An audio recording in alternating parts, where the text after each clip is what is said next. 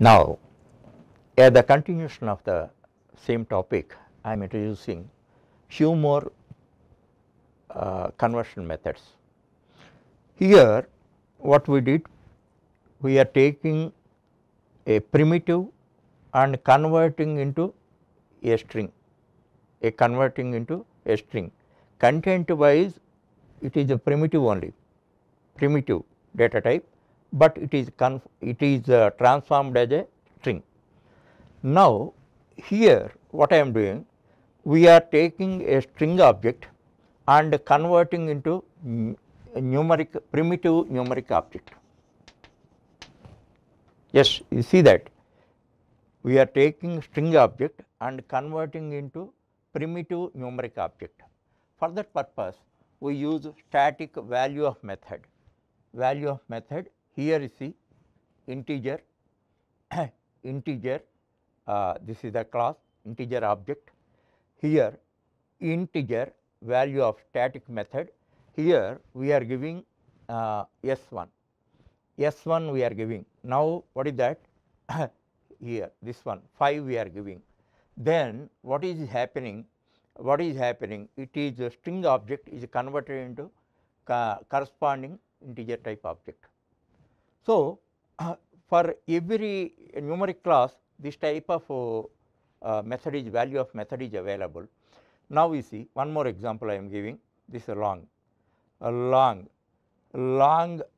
value of S2.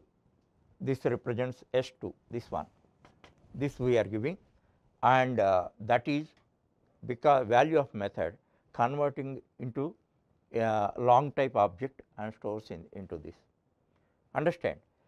This is the way value of method is used. It is a static method. It is used to convert a string object into corresponding wrapper class primitive object. That you have to understand. Thereafter, for this, not only for int and long, it is available for all the numeric types. That point you have to understand. Thereafter, parsing methods. Parsing methods already explained to you in the first chapter in command line arguments. You try to recall them. Now, what parsing method will do? A string object is converted, it is a static method, a string object converted into a primitive. Now, you see integer, it is a static method, parse a int S1, same S1 I have given, this S1 I have given, then it parses. Now, what happens? 5 is in this format.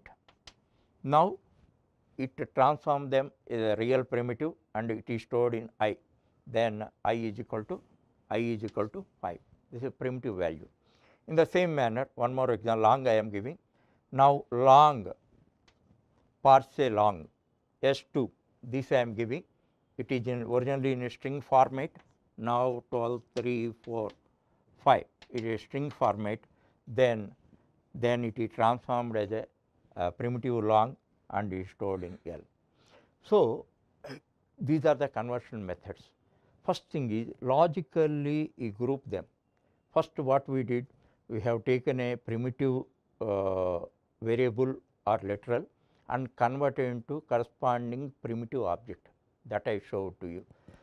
Thereafter, I showed you how to extract the primitive value from the corresponding primitive object and storing into primitive.